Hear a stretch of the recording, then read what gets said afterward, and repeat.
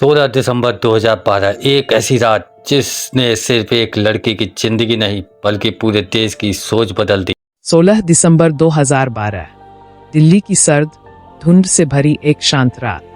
सड़कों पर पीली स्ट्रीट लाइट्स की रोशनी फैल रही थी और शहर अपनी रफ्तार में धीरे धीरे आगे बढ़ रहा था। उसी रात एक 23 साल की युवती अपने दोस्त के साथ में एक मॉल से फिल्म देखकर घर लौट रही थी। दोनों बस स्टॉप पर खड़े थे। ठंडी हवा में हल्की बेचैनी थी, लेकिन सब कुछ सामान्य लग रहा था। तभी एक प्राइवेट बस वहां आकर रुकती है, जिसमें कुछ लोग पहले से बैठे होते हैं।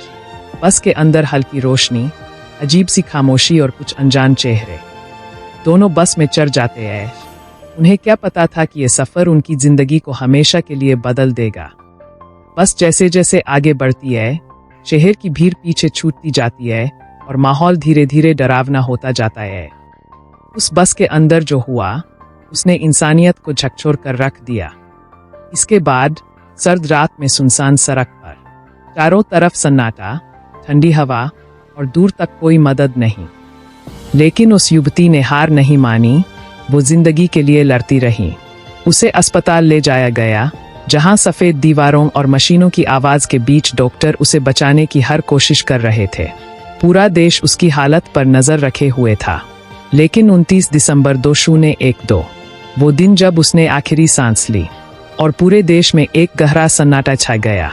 इसके बाद जो हुआ वो भारत के इतिहास में एक नया मोड़ बन गया।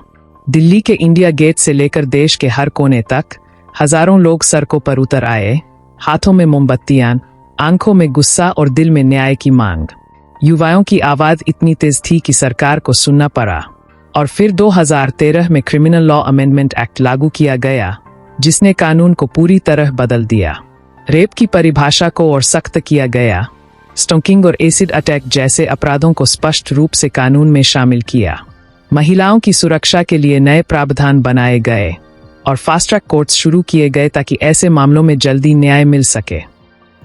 एक सवाल आज भी हमारे सामने खड़ा है, क्या सिर्फ कानून बदलना काफ़ी है या हमें अपने सोच और समाज को भी बदलना होगा।